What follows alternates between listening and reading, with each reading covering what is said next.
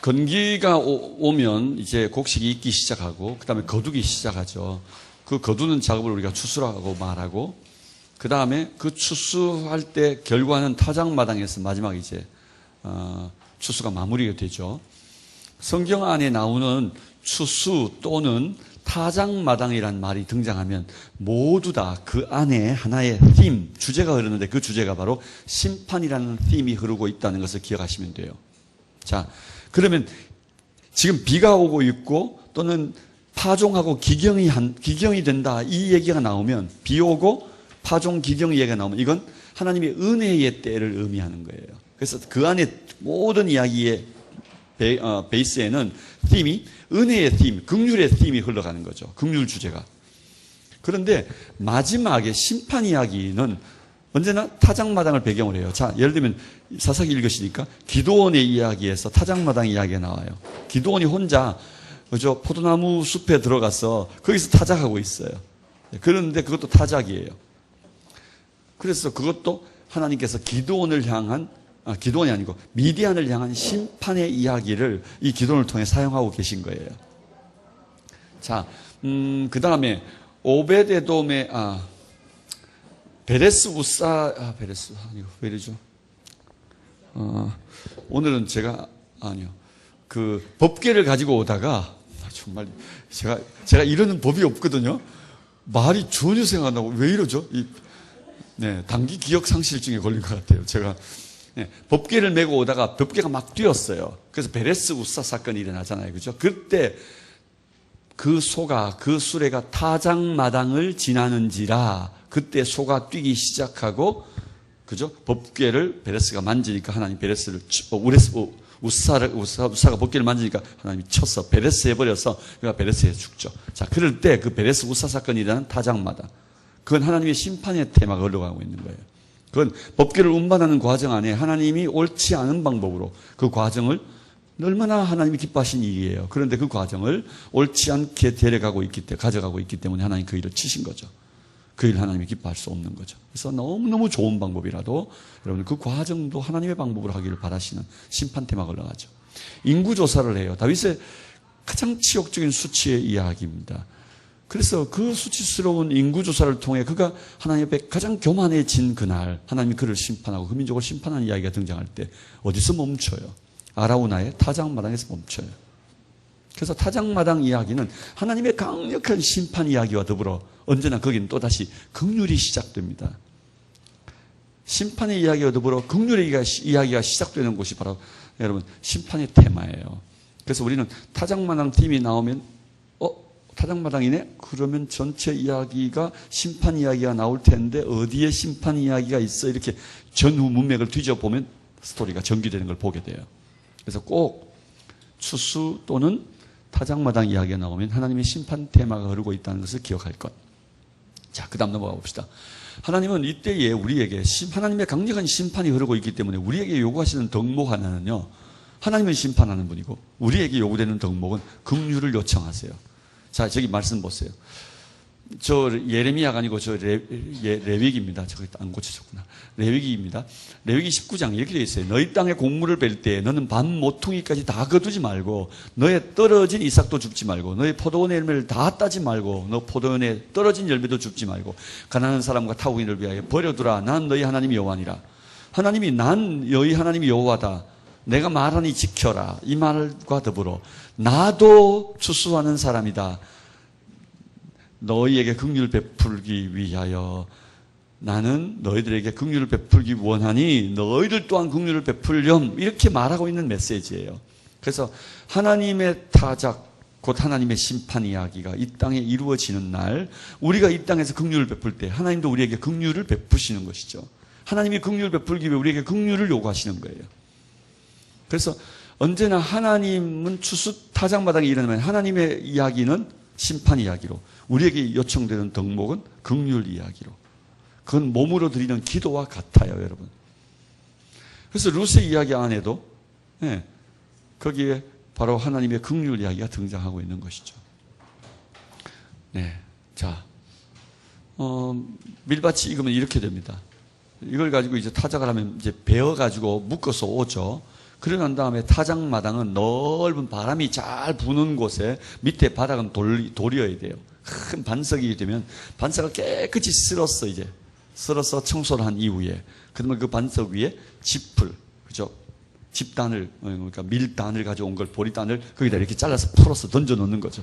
그렇게 하면 여기 보면은 소 위에 누가 타고 가잖아요. 예, 요렇게 되어진 걸 타고, 그 다음에 함께 무게중심을, 그 널빤지 위에서 무게중심을 누르면 어떻게 돼요? 예, 그 밑에 이 안에 바닥에 던져있는 집 위로 계속 다니니까 보리단 위로, 밀단 위로 계속 다니면 이 밀단이 다 부셔지겠죠. 자, 요 아래 요걸 좀 보면 감이 올 것 같은데요. 네, 이게 널빤지예요. 널빤지가 이렇게 되는데 이 아랫부분이 이렇게 된 거예요.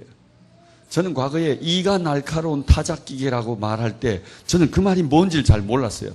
그래서 어릴 적에 제가 시골에 살 때 보리를 타작하거나 밀을 타작할 때 되면 이렇게 되는데 이렇게 놓고 당기는 게 있었고요. 톱처럼 이렇게 이빨이 이렇게 나 있는데 이렇게 놓고 당기면 드르륵 굳기도 하고, 또 다르게는 이렇게 원통처럼 돼가지고 이렇게 있는데 풍금처럼 발을 이렇게 밟으면 원통이 이렇게 돌아가요. 원통 위에 이렇게 철사로 이렇게 올라와서 거기를 딱 걸면 그 철사에 이렇게 되어 있는 걸려가지고 곡식이 떨어지는, 그렇게 해서 풍금처럼 발로 밟으면 막 돌아가는데 이게 우왕 이렇게 돌아가서 우왕기라고 어릴 적에 그랬어요. 그래서 막 우왕 하면 보리집을 놓고 계속 하면 이렇게 좀 무게가 실리지만 타타닥 하면서 탁 곡식이 다 떨어지거든. 그래서 이가 날카로운 것은 아마 이게 되게 날카로운가 보다, 이게 돌아가는데, 이렇게 생각했어요. 그런데 이스라엘 가니까 그게 아니고 이런 거였어요. 이게 말이 돼요? 이게 무슨 타작 기계예요. 그죠? 널빤지에다가 요 구멍을 뚫어가지고 여기다가 날카로운 돌을 갖다 끼우는 거예요. 그러고 난 다음에 이 바위 위를 계속 다니면 어떻게 되겠어요? 날카로운 이 기계가, 돌이 다 깨져가 다 무뎌지고 다 망가뜨리잖아요. 그러면 다시 이제 엎어가지고 돌 이제 빼내고 다시 끼우고, 미개하게. 여러분, 그런 일을 요즘도 이러고 다녀요. 이게 제가 이스라엘 있을 때니까 뭐 한 20년, 10몇 년 됐죠. 이렇게 아랍 사람들이 이렇게 일하고 있더라고요. 이게 갈릴리로 올라가는 길인데요. 이 옛날 도로 위에 이렇게 하고 있다. 우리나라도 시골 도로 중에 새로운 도로 나면 옛날에 못 쓴 도로에는 거의 고추 말리고 뭐 이렇게 밀 말리고 하잖아요. 똑같아요. 이스라엘도. 이렇게 옛날 도로 위에 여기다가 이렇게 해놓고 여기다가 타작하고 있더라고요. 이렇게 얘가 이렇게 하고 있더라고요. 자, 이런 거. 그래서 여기다가 소 둘을 끌게 하는 거예요. 그리고 이 소에 멍에를 씌울까요? 안 씌울까요? 사람도 먹지만 짐승도 먹어야 될 권한이 있다. 그래서 율법에 멍에를 씌우지 말라고 되어 있는 거죠. 네. 그래서 이렇게 타작마당에 소, 멍에 씌우지 않는 것, 소도 먹을 권이 있다. 바울이 그 얘기하면서 나도 내가 사역하는 곳에서 먹을 권이 있는데 나는 모범 보이기 위해서 안 먹는다, 이 얘기한 거죠. 자, 이렇게 하면 이렇게 막 부서지면, 부서진 놈을 어떻게 한다고요? 이 지푸라기를 바람에 날리면 지푸라기는 날려가고 그 다음에 알맹이는 곡식은 떨어지죠. 그걸 가지고 이제 곡식에게 담는 거죠. 네, 이런 타작마당. 네, 이게 타작마당 기계가 보이죠. 네. 자, 이제 이건 뭐 거의 마지막 작업 때, 그죠? 날아가면. 이건 정말 마지막 작업이네요. 그죠? 이게 알맹이가 이렇게 다 떨어져 있는 거죠. 네. 이렇게 되어 있는 이 곡식을 이제 담아서 가져오는 거죠. 그러면 이제 이게 맷돌이죠. 맷돌인데 이건 연자 맷돌이라 부르는 거죠. 이게 바로 삼손이 끌었던 면다 맷돌 이야기가 바로 이런 이야기죠. 자, 곡식은 이렇게 추수되어지고 타작되어진다. 자, 이런 과정들을 생각하시면서 머릿속에 성경 안에서 하나님 마지막에 당신의 곡간 안에 들이기 위해서 하나님께서 하시는 작업이 뭔지를 우리가 보게 됩니다. 예수 그리스도를 일컬어 그 타작마당에 키를 들고 서 계신 분이라고 설명했어요. 키를 들고. 정말 그 타작마당의 마지막 단계에 와 계신 분을 설명하는 거죠. 그래서 진짜 말세의 마지막 순간 당신이 계신 곳이라고 설명하고 있어요. 우리는 이 타작이 곡식 타작만 있는 게 아니고 또 다른 타작도 있다는 걸 보아야 돼요. 성경 안의 타작 이야기는 포도를 따는 사람, 포도 농사하는 사람에게도 바로 타작이 있어요. 그게 바로 술틀을 밟는 일이에요. 포도즙을 짜는 거죠.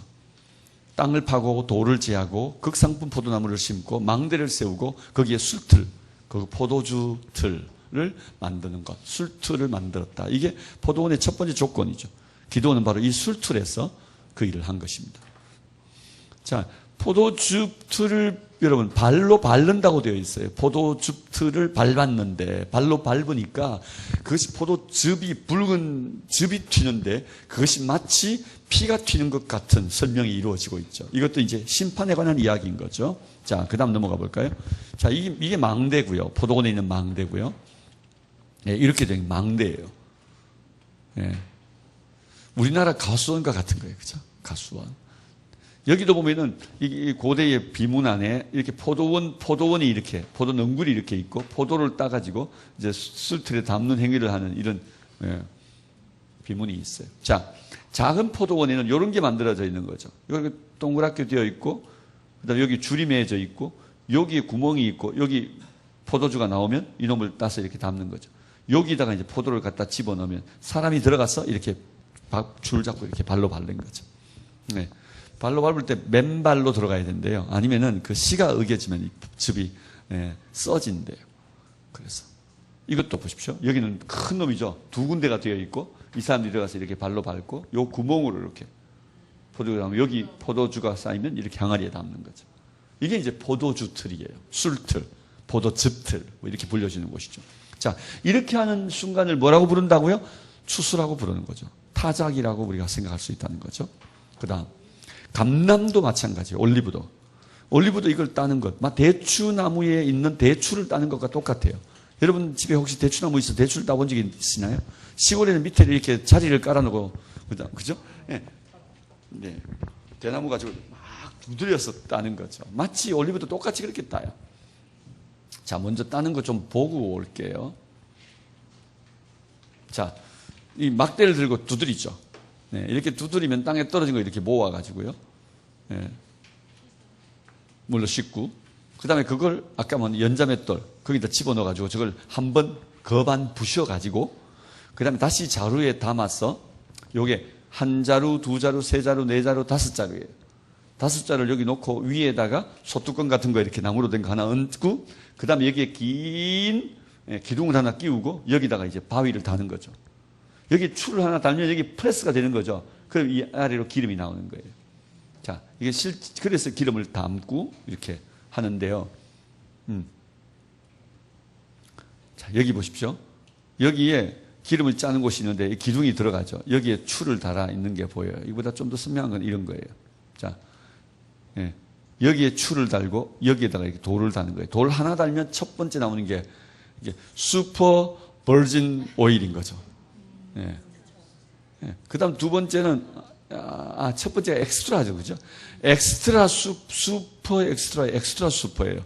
그래서 엑스트라 슈퍼 버진 오일이 나오고, 두 번째는 슈퍼 버진, 그 다음에 버진이 나오잖아요. 그래서 이스라엘도 이 첫 번째 줄을 올릴 때 엑스트라 슈퍼 버진이 나오는 거죠. 그러면 그거는 성전에 갖다 바쳤어요. 첫 번째 건. 두 번째 거는, 네, 슈퍼버진이라 합시다. 슈퍼버진은 시장에 내다 파는 거예요. 상품화하는 거예요. 세 번째는 버진이니까 이건 집에다 먹는 거예요. 먹고 약에도 바르고 불도 켜고 이렇게 쓰는 거예요. 네 번째 거는 잘 안 나와요. 그래서 이건 어떻게 하냐면 물 부어 가지고 짜내는 거예요. 그래서 이거는 미용을 위해 사람이 쓰는 거죠.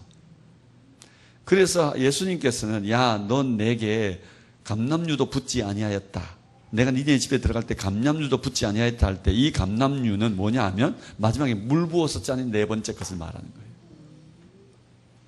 그런데 저는 내게 극상품, 1년의 노동자의, 그죠? 1년의 그 품삯과 같은 300데나리온의 향유를 내게 갖다 부었는데 그 값진 나두를 부은 그 여인의 행함과 네가 내게 감람유도 붓지 아니한 걸 생각해 보아라. 이렇게 예수님께서 대조시켰던 이야기가 나오는데 그때 바로 그 감람주 네 번째 오일인 거죠. 여러분, 그래서 우리 하나님께 드리는 성전에 드리는 건 얼마나 좋은 걸 드렸는지 우리가 보게 돼요. 저는 하박국의 감사 이야기, 아까 우리가 좀 올라가서 다시 보면 저는 이 하박국의 감사 얘기를 생각할 때마다 참 많은 생각을 하게 돼요. 그 생각이 뭐냐 하면 이런 거예요. 포도나무에 열매가 없고 감람나무에 소출이 없고 무화과나무에 이렇게 얘기할 때 그 감람나무에 소출이 없다는 말 안에는요 많은 게 들어있어요. 첫 번째, 하나님께 드릴 게 없잖아요. 헌금할 돈이 없는 거잖아요. 두 번째, 그걸 내다 팔아서 쌀 팔아올 돈이 없는 거잖아요. 세 번째, 여러분, 이건 집에서 먹을 것도 없어요. 불 켤 게 없으니까 전기세도 낼 돈이 없는 거죠. 수도세도 낼 돈도 없고, 공과금 낼 돈이 없는 거죠. 아파도 병원 갈 돈도 없고. 네 번째, 마지막에는 사우나 갈 돈도 없는 거죠. 네, 목욕할 것도 없고, 화장품 살 돈도 없는 상황과 같은 거죠. 그래서 정말 감람나무에 소출이 없다는 이야기 하나만으로도 얼마나 절망적 상태를 설명하는 말인지 몰라요. 언제 이런 일이 일어나냐면 아무리 가물어도 소출이 열매가 맺힙니다. 네. 근데 정말 하나님께서 모든 심판을 행하셔서 메추라기 때가 와서 다 먹어버리는 그날에는 아무것도 맺히지 않아요. 네. 정말 하나님의 심판의 날과 같은 상황을 보여줍니다. 감람나무에 소출이 없을 수는 없어요. 아무리 메마른 날도 소출이 있을 수 있는데 그 감람나무의 소출이 모두 메뚜기 떼가 와서 다 먹어버릴 때예요. 그건 하나님의 언약관계가 깨어지고 또 다르게는 심판의 이야기가 시작될 때 하나님이 말씀하시는 스토리 중에 하나이거든요. 네. 자, 넘어갈까요? 그런데도 감사한다.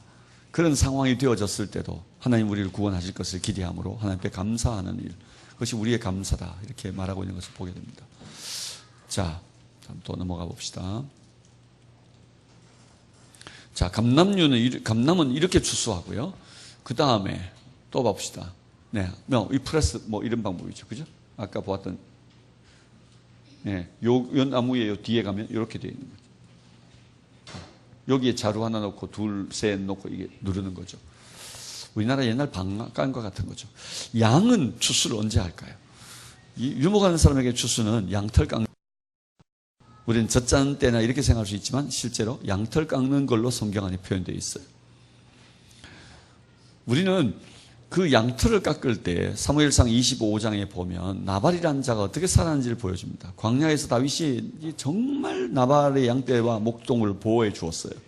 그런데 양털을 깎는다 함을 듣고 내 이름으로 가서 얘기해라, 좋은 날이니까 라고 말합니다. 여러분, 추수날에는 긍휼을 베푸는 날이에요. 그래서 잔치를 베풀어요. 반드시 그때 가면 지나가는 나그네도 먹을 것을 얻을 뿐만 아니라 그 누구에게도 풍요롭게 하나님이 주신 것을 사람들과 나누도록 되어 있는 긍휼의 날이에요. 자, 그런데 여러분, 나발이 다윗에게 아무것도 주지 않고 요즘 세간의 주인의 품을 떠나서 돌아다니는 아주 나쁜 놈들이 있다던데 이러면서 다윗을 아주 모욕합니다.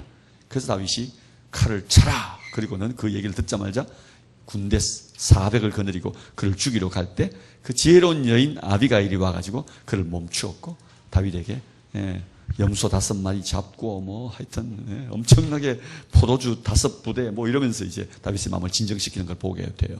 그런 다음에 나발은 하나님이 쳐서 죽이죠.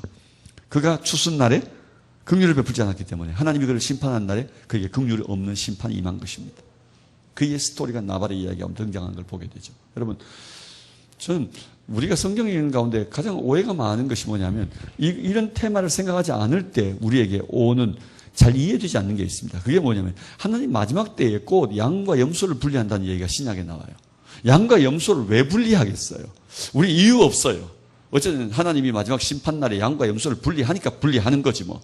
아니 근데 왜 언제 분리하냐고. 몰라. 내가 어떻게 알아. 이게 우리가 지금까지 알고 있던 이야기예요. 왜 양과 염소를 마지막 날에 분리하실까요? 그게 바로 심판날이기 때문입니다. 그날이 바로 양과 염소를 분리하는 것이 유목한 사람에게는 바로 털 깎는 때이기 때문입니다. 늘 함께 키우지만 털은 염소 털을 쓰는 것과 양 털을 쓰는 용례가 다르기 때문에 그래서 그때는 털을 깎을 때는 섞으면 안 되는 거죠. 그래서 분리합니다. 그게 추수할 때입니다. 심판의 이야기죠. 그래서 하나님께서 우리를 심판하실 때도 그 양과 염소를 분리하신다는 이야기를 하고 있는 거죠. 자, 주원 같은 죄를 양털같이 하리라. 왜 제가 저 얘기를 적어놨냐면 제가 이스라엘 가서 워낙 이 양털 때문에 실망한 일이 많아가지고요. 특별히 제가 첫 번째 실망은 처음 유학 가자 여러분 한참 첫 학기 시험 막 치고 있는데 그때 이스라엘에 라마단이 왔어요. 그래서 라마단이 오니까 다 금식하니까 아랍 사람들이 이때에 누 선배가 그러는 거죠. 이때에 양털이 많이 나온다는 거죠. 그래서 아랍 시장에 가서 이때 양털을 사야 된다는 거죠. 그때 양털 값이 가장 떨어지는 때라는 거죠. 아싸! 양털 사러 가자. 그래서 나가보니까 양털 하나에 7불씩 하는 거예요. 이 가죽 벗긴 게. 여러분, 7불이면 그때 800원 때 할 때니까 5,000원, 6,000원도 안 되잖아요. 그러니 여러분 거저 아니에요. 세상에 어떻게 할까? 몇 개나 살까? 그래서 10개나 샀어요. 엄청 샀죠? 10개나 사가지고 와가지고 야 이거 어떡하냐. 일단은 하이타이 풀고 그죠? 그래가지고 욕조에 바스에다가 집어넣어가지고 하이타이 풀어놓고 한층 담궈놨어요. 그러고 난 다음에 제가 들어가서 막 발로 막 밟고 막 그래가지고 이제 마지막에 아파트 베란다에 탁 널어놨어요. 어떻게 됐을까요? 이놈이 다 쪼그라들 뿐만 아니라 딱딱해져가지고 예.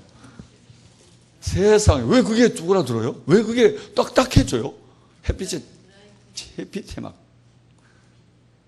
마르니까 더 이놈이 딱딱해져가지고 전혀 못 쓰게 된 거죠. 여러분 아무리 제가 그때 여러분 잘 나가는 목사라도 유학생은 돈이 없어요. 그래서 정말 화가 났어요.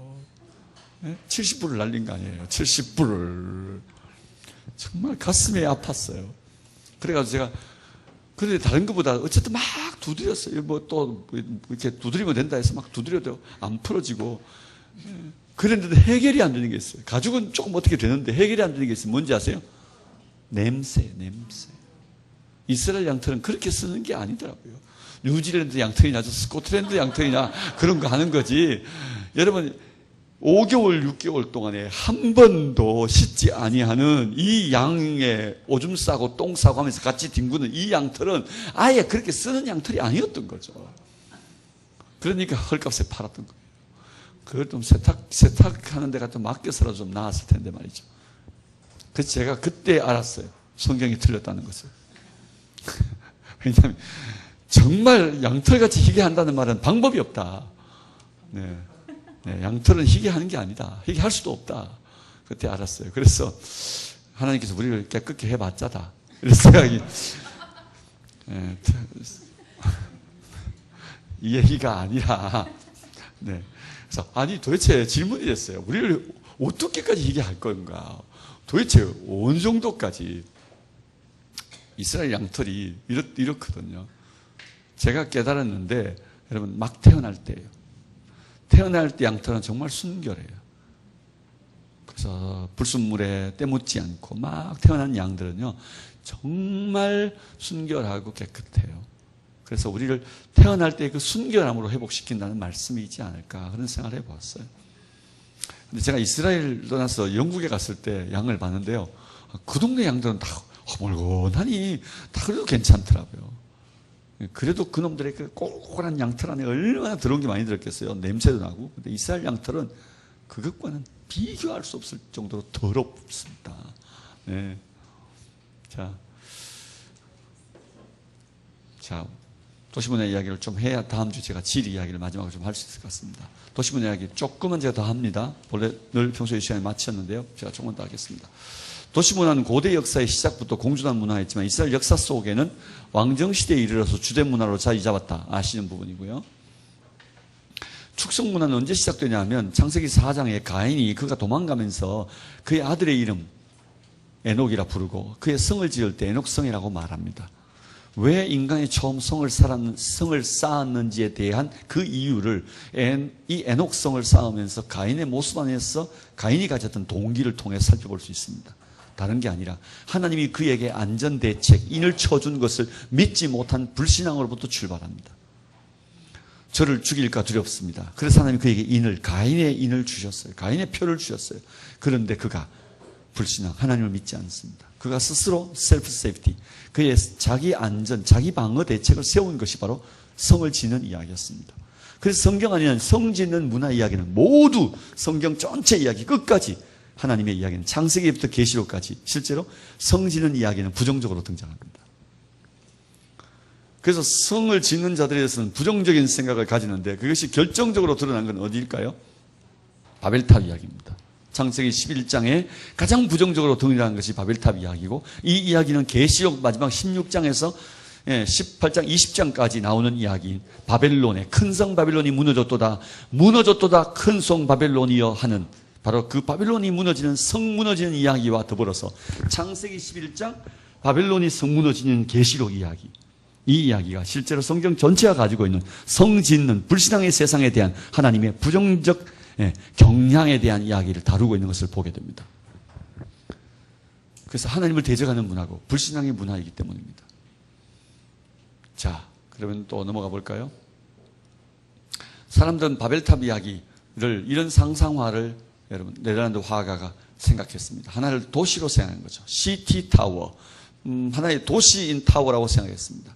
그런데 이것이 바벨론 쪽에 메소포타미아 쪽에 나타나는 문화 안에는 이 문화는 템플 타워, 타워 템플로 나타났어요.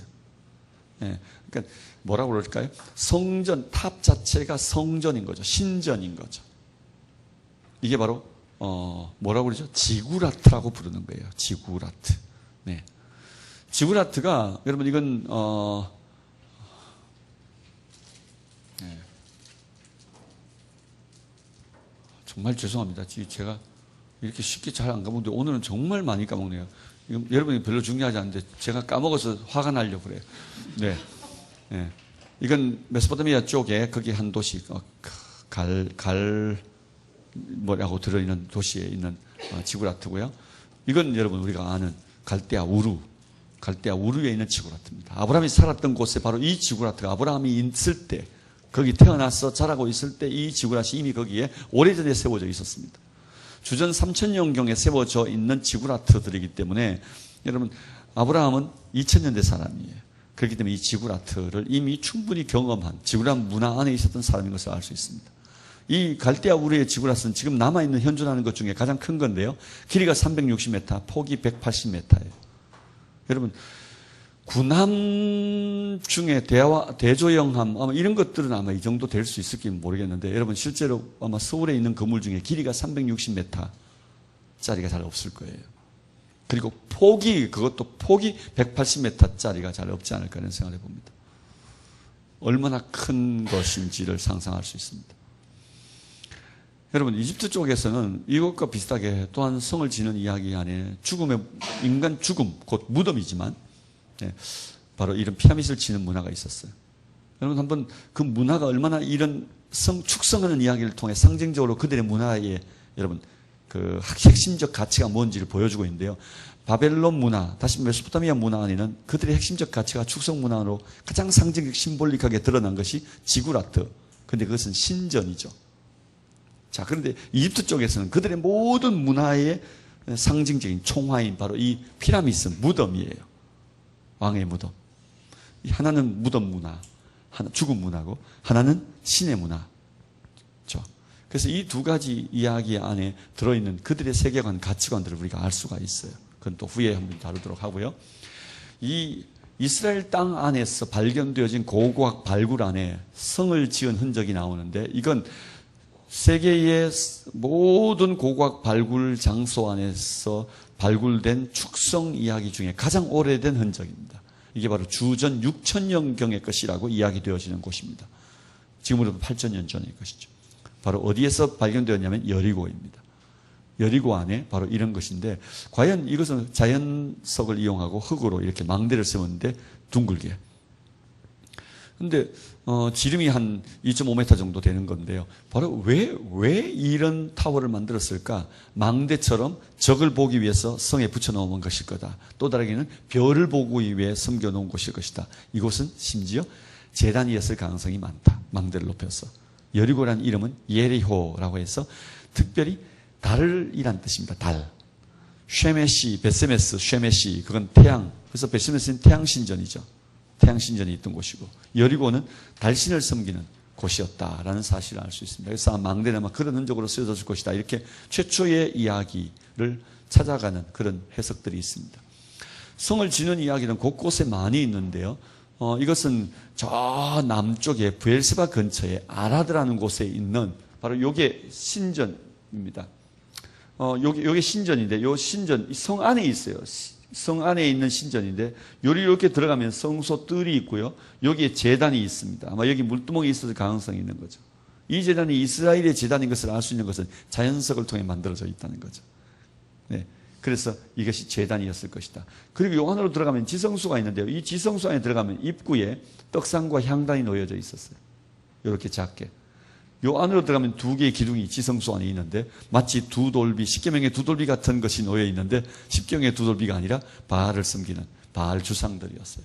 그래서 이스라엘의 종교와 바알 종교가 함께 혼합주의가 되어 있는 한 상태를 보게 하는데, 우시야 왕 때까지는, 히스기야 왕 때까지는 존재했는데 후에 우시야 왕 때 이걸 부셨지 않을까, 뭐 그렇게 얘기하는 스토리가 있습니다. 자, 우시야 아니고 요시야 왕 때. 네.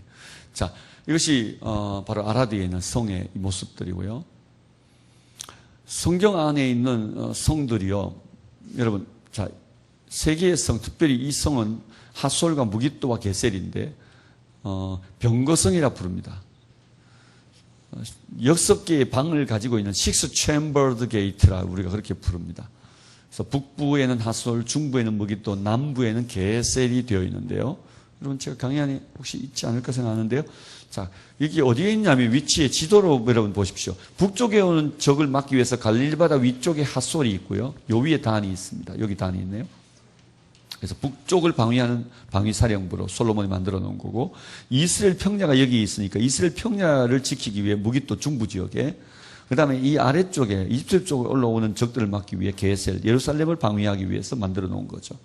그래서 남쪽 방위, 예루살렘 수도 방위 때문에 게셀, 그 다음에 중부 지역을 막기고 이스라엘 평야를 막기 위해서 무깃도, 북쪽에서는 적을 막기 위해서 핫솔, 이렇게 세 군데 챔버, 식스 챔버, 6개의 방이 있는 성을 가지고, 성문을 가지고 있는, 6개의 방이 있는 성문. 그러니까 성이 얼마나 위용을 갖추고 있는 성인지를 알 수가 있습니다. 성문은 곧 성이 가지고 있는 자랑이고 성의 자존심이거든요. 성문은. 한번 뒤로 보겠습니다. 여기는 핫솔입니다. 북쪽에 있는. 그래서 저 길을 따라 바로 길 옆에 있죠. 이 길로 적들이 내려올 때 이 성을 지나지 않으면 이 일이 내려갈 수 없는 거죠. 그래서 이 핫솔이 여기 위치해 있는데, 이 핫솔은 이스라엘의 성들 중에 가장 큰 성입니다. 왜냐하면 이 어퍼시티 윗성 상부 도시가 있고, 이 아래쪽에 로어시티에서 하부 도시가 있어서 지금 개발된 것은 상부 도시만 개발되어 있습니다. 텔이 굉장히 큰 성입니다. 이 성이 이렇게 위치해 있고 그 성 안에 왕궁들이 있습니다. 그런데 참 여기 바로 성문이, 여기 성문이 이렇게 있죠. 여기 보십시오. 성문이 있는데 여기에 성문에 방들이 있는 것을 보게 됩니다. 이렇게 방들이 있죠. 여기는 이렇게 성으로 들어오도록 되어 있습니다. 이렇게 들어오는데 방문이 이렇게 있는 거죠. 그래서 수비대들이 그 방에 거하기도 하고, 전쟁이 일어날 때 성문이 뚫려도 그 방들에서 들어온 적을 막을 수 있기 때문에 만들어진 것입니다. 그래서 이쪽 방에 있는 사람은 왼손으로 활을 당겨야 되겠죠. 왼손잡이여야 하고, 이쪽으로 있는 사람은 오른손으로 활을 당겨야 되니까 오른손잡이여야 되겠죠. 그래서 이제 왼손잡이, 오른손잡이를 불러다가 궁사로 연습시키고 또 창을 쓰도록 만들어서 성을 지키도록 그렇게 되어 있는 그런 곳이죠. 자, 이건 뭐 현장에 직접 가서 보면 너무너무 좋을 것 같은데요. 그러나 대충. 또 무깃도, 중부 지역에 있는 무깃도는 이렇게 생긴 성입니다. 이렇게 생긴 성도 여러분 지금 여기 이렇게 올라오도록 되어 있는데, 일반적으로는 여기서부터 이쪽으로 이렇게 올라오도록 되어 있는데 거꾸로 되어 있는 거예요. 시스템적으로. 이렇게 올라오도록 있지 않고 이렇게 올라오도록 되어 있는 것은 공격하는 쪽에서 왼손을 쓰도록 만들어 놓은 거죠. 그래서 일단은 공격하는 쪽에서 왼손을 쓰고 방어하는 쪽에서 오른손으로 그들을 방어할 수 있도록 만들어 놓은 그런 시스템으로 이렇게 마차길도 역으로 만들어 놓고, 여기에는 밖에 성이 있고요, 안에 성이 있어요. 성문이 있어요. 그래서 외성문과 내성문이 형성되고 이 안에 내뜰이 형성되어서 그 내뜰 자체가 또 하나 기지가 되어지는 걸 볼 수 있어요. 다른 어떤 곳보다도 이 성문 전체가 요새화되어져 있는 그런 무깃도의 모습을 볼 수가 있습니다. 저게 바로 아마겟돈, 전쟁이 일어난다는 것이죠. 자, 바로 이게 성체입니다. 이스라엘 평야거든요. 이스라엘 평야가 이렇게 넓은데 이것이 하나의 성체처럼 이렇게 있으니까 신약 성경에서 이것을 가지고 무깃도 산이라고 부른 거죠. 그래서 무깃도 산이니까 산은 히브리 말로 하르, 무깃도는 무깃도. 그래서 하르 무깃도라는 말이 헬라 사람들이 이걸 음가를 따고 그대로 발음하니까 하가 아가 되고 하르가 아가 되고 무깃도는 무깃돈. 그래서 아마게돈이 된 거죠. 그래서 바로 아마겟돈 때문에 3차 전쟁이 일어난다는 얘기를 한 거죠. 자, 무깃도 성이 이렇게 생겼습니다. 성이 가면 남은 유적들 발굴해 놓은 흔적들입니다. 자, 그리고 이건 게셀이라고 하는 곳인데요. 아까 남쪽에 수도를 예루살렘을 방위하고 남쪽에 있던 바로 그 성입니다.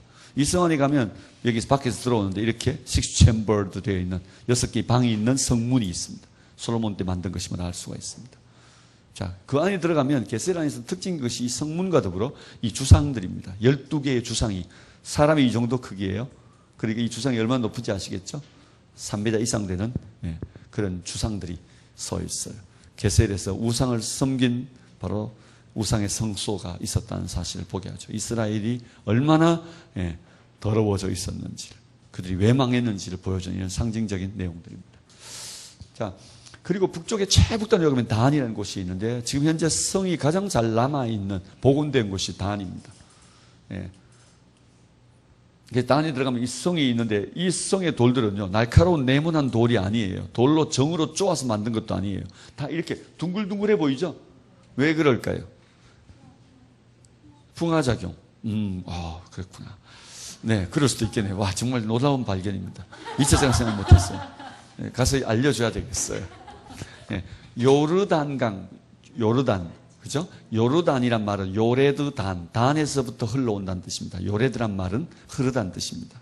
네, 그래서 단에서부터 흘러내려온다. 그래서 요단강은 단에서부터 출발하는 강입니다.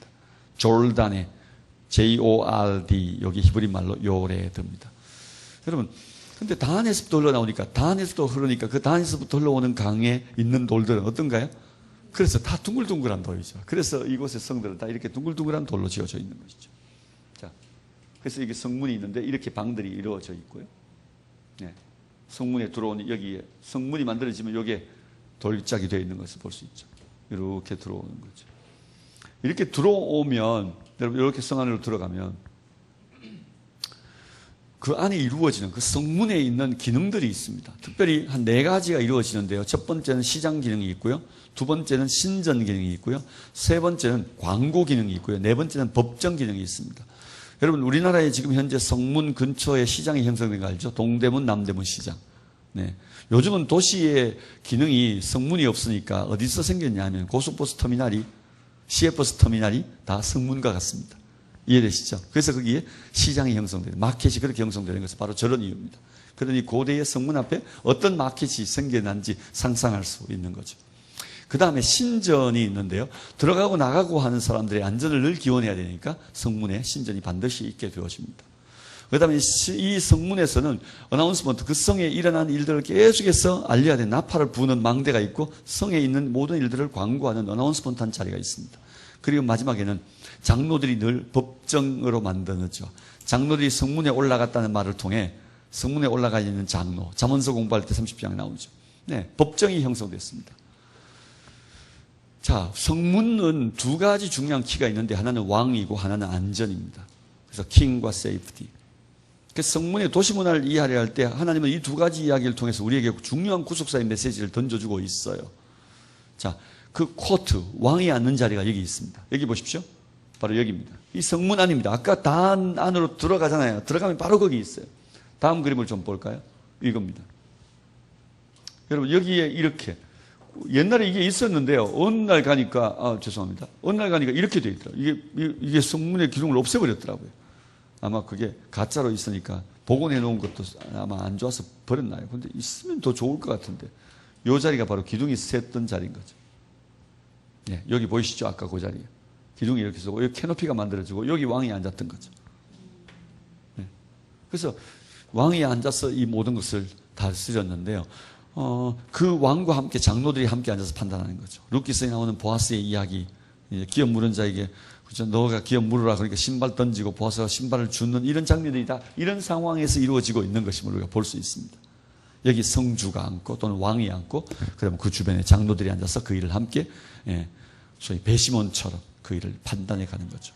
하나님이 늘 어떤 상황이 생길 때마다 장로들을 책망하시는 이유는요. 딱 한 가지입니다. 그 장로들이 판결을 굽게 하기 때문에 그 성 전체가 타락하게 된 것이기 때문입니다. 그래서 그 타락의 원인은 판단하는 자의 판단이 굽었기 때문입니다.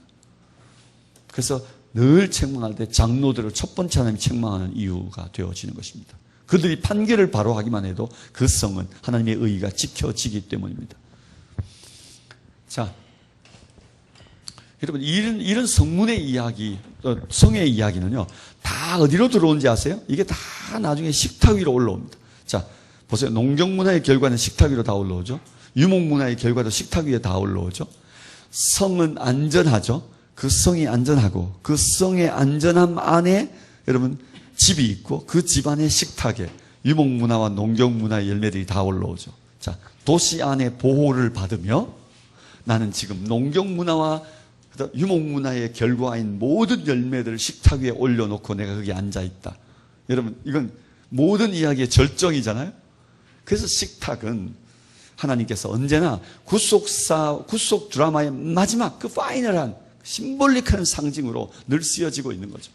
그래서 축제는 그런 의미를 하나님의 식탁을 나누는 것입니다. 그리고 그리스도는 이 식탁을 베풀면서 마지막 날 우리 구원이 완성되는 날 우리가 뭘 누리게 될 것인지를 설명하는 아주 상징으로 바로 테이블, 식탁을 사용하고 있는 거죠.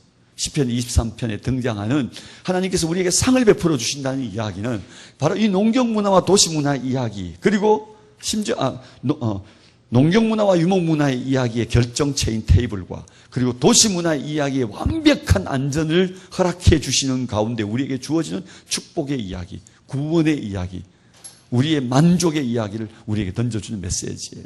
그 테이블이란 단어 하나에 담겨있는 개념들이거든요. 그래서 적들을 완벽하게 따돌리고 얼마나 안전하면 여러분 그 원수 앞에 식탁을 베풀어도 그 원수가 어찌할 수 없는 자리에 그를 하나님 식탁을 베풀어 그를 허락하시고 먹이시는 걸 보게 되죠. 여러분 양들은 이 소화 기능이 저보다 더 나쁜 것 같아요. 저도 엄청 안 좋은데 여러분 저는 강의 직전에 뭐 먹으면 바로 체합니다.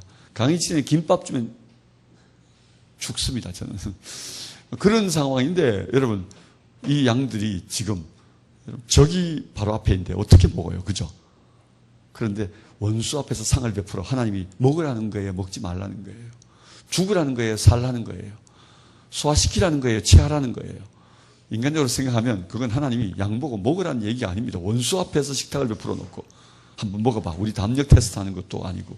근데 그 이야기가 완벽하게 적을 따돌리고 적을 비웃는 이야기입니다. 원수가 어찌할 수 없게 만들고 원수를 조롱하는 이야기죠. 그 원수 앞에서 날마다 잡아먹히던 그 왕이 원수를 완벽하게 따돌리고 원수를 비웃고 조롱하면서 하나님이 제공하시는 그 구원의 마지막 상을 받아들고 그 축복을 누리는 장면인 거죠. 하나님이 그에게 머리에 기름을 부어 그를 가장 영화롭게 하고 그리고 식탁 앞에 서게 하는 그 축복인 거죠. 그래서 그 하나님의 인자하심과 긍휼하심을 경험한 그는 하나님의 집에서 영원히 살겠습니다. 당신 집에서 영원히 살겠습니다. 이 고백을 하고 있는 거죠. 여러분, 제가 식탁 문화 이야기를 하기 전에 제가 한 가지 이야기만 하고 제가 마무리하겠습니다. 여러분, 저는 성경을 공부하면서 제 안에 몇 번이나 하나님과 내가 믿는 신앙에 대해서 부인하는 자리에 이르는 적이 있습니다. 아, 이거 아니구나. 의심하고 흔들린 적이 있었어요. 첫 번째, 제가 신학교로 들어가서 비교 종교학을 배우면서 딱 멈췄던 적이 있었어요. 이게 뭐냐면, 모든 종교들 안에 있는 피제사에 관한 이야기들 때문입니다. 고대의 종교들이 가지고 있는 그 피제사 이야기, 모든 제사 이야기에 피가 함께 나오는 이야기인데, 성경 이야기도 나오는 이야기고, 우리도 제사 드리는 게 똑같은 이야기인데, 이거 내가 쇠뇌된 거 아니야? 내가 어릴 때부터 태어나서 나도 믿음의 한편, 누구나 서는 자기 편이 있는데 나도 그냥 내 믿음의 한편에 내가 선 거라는 생각이 들었어요. 부모님으로부터. 전 모태신앙이니까. 그래서 여기에 내가 목숨을 걸어야 할 이유가 있을까 하는 생각이 들었어요. 네. 모두가 그런 가치를 가지고 있는데 내가 여기에 목숨 걸어야 될 이유가 있을까? 내가 여기에 특별히 그 종교의 종교인으로 내 인생을 드릴 가치가 있을까? 이 질문에 내가 썼어요. 그래서 정말 고민 많이 했어요. 하나님이 제게 딱 만나주셨어요. 그건 이거였어요. 그래, 모든 종교에 피가 있다 하자. 모든 종교에 죽음이 있다 하자. 그 종교에는 그 죽음, 그 피를 의미하는 그리스도가 와서 그 죄를 대신한 적이 있냐라는 거였어요. 그 죽음도 그 피를 대신한 자가 그리스도밖에 없죠. 그래서 제가 그 말씀 앞에서 제가 한번 하나님 앞에 무너졌어요. 그러고 난 다음 그래, 다 있다, 좋다. 다 그림자일 뿐이다. 그런데 진실로 우리만 우리에게 오신 그분이 계신 거다. 근데 제가 이스라엘 가서 또 한 번 흔들렸어요. 목사가 되어서 3년 되어가지고 갔는데도요, 제가 흔들렸어요. 흔들린 것은 제가 생각하는 그림과 다 다르기 때문이었어요. 왜냐하면 다 너무 작아요. 여리고는 너무 작아요. 도대체 이 성을 치기 위해서 한 민족을 필요로 했다니. 아니, 그냥 가서 이내전술로 밀어버려도 다 밀어버릴 수 있는 이 이야기를 들고 도대체 뭘 하자는 이야기인가. 여기 하나님의 기적 이야기. 그래서 사람으로 그냥 막 들이밀어서 그냥 완전히 박살내 버릴 수 있어서 우리가 했다고 드러낼 수 있으니까 하나님이 멈춰라. 그리고는 하나님께서 당신이 그냥 다 몇 바퀴 돌고 소리 질러 하니까 그냥 이렇게 무너진 건가? 이런 생각도 들고요. 다윗성을 보면서 이게 뭐야? 이런 생각 들고 막 흔들리기 시작했어요. 그리고 고고학을 배우면서 연대기가 맞지 않는 많은 이야기들 안에서 제가 또 흔들리기도 하고요. 그런데 제가요, 어느 순간 제가 다시 딱 멈춰섰어요. 그건 바로 성문화를 이해하면서였어요. 고대의 성들은요, 모두 왕을 위해 지어졌습니다. 왕궁의 신전에 다 있어요. 여러분, 신전은 그 고대 여러분 성의 은행입니다. 그래서 발굴하면요, 꼭 세 군데 발굴합니다. 성문 발굴하고요, 그다음 신전 발굴하고요, 왕궁 발굴합니다. 반드시 세 개를 발굴해야 그 고고학 발굴 사이트를 할 때 디파짓한 돈을 빼옵니다. 발굴한 것을 돌려줘야, 보물을 찾아가지고 돌려주면 디파짓한 돈을 몇만 불을 다시 되찾아올 수 있어요. 그래서 고고학 발굴할 때마다 엄청나게 돈을 있어야 디파짓을 하지만, 여러분 실제로 신전을 못 발견해가지고 디파짓한 돈을 못 찾아올 수 있어요. 왜냐하면 신전은 은행이기 때문입니다. 고대의 모든 좋은 것은 하나님께 바치니까 창고에 들어가거든요. 그 다음에 제사장들이 유통합니다. 시장으로 내보냅니다.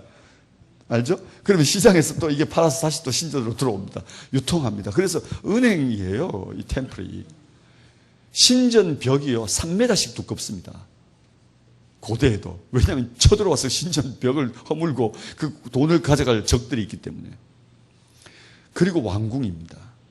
그런데 왕궁은 가장 한가운데 있어요. 그래서 전쟁이 딱 일어나면 산촌, 흩어져 있는 마을의 사람들이 먼저 와서 성을 둘러싸고 죽습니다. 두 번째는 군대가 죽습니다. 세 번째는 장수들이 죽습니다. 그 다음 마지막에 신하들이 죽습니다. 그 다음에는 왕이 죽으면 전쟁이 끝난 겁니다. 그래서 31개의 여호수아의 31개의 왕들이 죽었다 이야기는 31개의 성들이 정복당했다는 말과 같은 것입니다. 그래서 짐이 국가다라는 말이 맞는 것입니다. 여러분, 그러나 신약의 이야기, 예수님의 이야기는 뭔지 아십니까? 모든 백성을 살리기 위해서 왕이 성이 되고요, 왕이 죽는 이야기입니다. 왕이 죽어 백성을 살리는 이야기예요. 이건 정말 하나님만 이야기할 수 있는, 성경이 가지고 있는 파라독스 역설입니다. 고대의 모든 세계관 안에는요, 그들이 가진 세계관 안에서 그들이 가장 중요한 가치를 결정해 가도록, 여러분, 머리에 사고의 체계가 그렇게 될 수밖에 없어요. 그래서 모든 스토리가 같아요. 그런데 이스라엘만 유독히 다른 이야기를 합니다. 정반대 이야기를 합니다. 그들의 사고의 결과가 아닌 것이죠. 사유의 결과가 아닌 것이죠. 이건 하나님의 계시인 것이죠. 그들의 세계관을 뒤집는, 그들의 세계관을 관통하여 하나님이 주신 계시의 빛에 의하여 결정되어진 문화 이야기, 그게 성경입니다. 그래서 그분은 우리의 성입니다. 그 성 안에 피해갈 때 우리는 안전한 것입니다. 하나님은 바로 이 안전한 성 안에서, 당신의 보호 아래에서 우리에게 하나님 나라를 제공하고 있는 것이죠. 그래서 그분은 먹기를 탐하는 자가 아니라, 먹기를 탐하는 자의 우리는 제자들이 아니라, 여러분, 우리는 당신의 나라의 백성임을 그리스도께서 인쳐주시는 이야기가 식탁의 이야기인 거죠. 그래서 성경 안에 드러나는 이 식탁 문화 이야기를 통해 하나님은 우리가 가족, 집가자를 통해, 그리고 또한 우리가 식구라는 것을 말씀하시고, 함께 먹고 함께 나누고 함께 보호받고 함께 그 안에서 평화를 누리게 될 것을 우리에게 분명히 말씀하고 있는 거죠. 그래서 여러분, 고대의 공동체, 그리스도께서 원하시는 공동체는 바로 식탁 공동체였던 것입니다. 그래서 애찬, 성찬이 있었던 것이고요. 그래서 목회는 다른 말이 아니라 먹회라고 해도 과언이 아닌 것이죠. 그리스도의 제자들의 이야기라면 그리스도처럼 우리도 그렇게. 성경, 그래서 하나님 나라 이야기는 언제나 잔치 이야기로 비유되고 있는 것을 보게 됩니다. 성경이 많은 내용의 비유입니다. 계시록 마지막에 여러분, 구원의 완성 이야기를, 어린 양의 혼인잔치, 잔치 이야기로 우리에게 다시 말씀하고 있는 것도 그런 이유인 것이죠. 계시록 19장에 나오는 어린 양의 혼인잔치, 19장 17절에 나오는 하나님의 큰 잔치 이야기. 우리 모두가 여기 인바이트 되었고 여기에 초대되어진 당당히 그 잔치를 먹을 권위 있는 자들인 것이죠. 우리는 그 잔치에 참여하게 될 것입니다. 말씀을 했습니다. 이스라엘의 문화는 그들의 삶이었고 그 문화 안에는 하나님 나라 메시지가 이렇게 들어 있었습니다. 우리는 오늘 그 메시지, 그 시대의 문화 안에서 우리에게 들려주신 하나님의 음성을 듣게 되는 거죠. 그래서 성경의 문화 이해는 그들의 삶을 통해 주시는 하나님 메시지를 이해하는 기름으로 문화 공부는 너무너무 중요한 일일 것입니다. 그런데 우리는 거기에 머무는 것만 아니어야 합니다. 왜냐하면 오늘 하나님의 말씀은 오늘 이 시대에 우리에게 이렇게 들려질 뿐만 아니라 또 다르게는 우리를 통해 세상을 향해 세상에게 우리가 메시지가 되어 들려져야 하고 보여져야 하기 때문인 겁니다. 우리는 언제나 speak out, 외치려고만 합니다. 아니요. live out, living out, 살아내는 것이어야 합니다. 우리의 삶의 이야기 속에 우리가 살아내는 이야기 안에 하나님 나라 이야기가 있습니다. 도로당은 주일은 학원 가는 날이 아니라 안식하는 날입니다. 이렇게 쓰여 있더군요. 그래요. 이 이야기 속에 바로 우리는 그리스도인다운 삶의 이야기, 그리스도인다운 삶의 문화를 만들어가는 모습이 담겨 있는 것입니다. 우리는 하나님 나라 백성이니까요. 우리가 전하는 것은 하나님 나라 메시지여야 하니까요. 그래서 메시지는 우리의 입으로 하는 것만 아니라 우리 자신이 메시지임을 기억해야 될 것입니다. 이 세속 문화 속에서 하나님의 거룩한 문화를 세워가는 저와 여러분이 되었으면 좋겠습니다. 아멘. 기도하겠습니다. 하나님 감사합니다.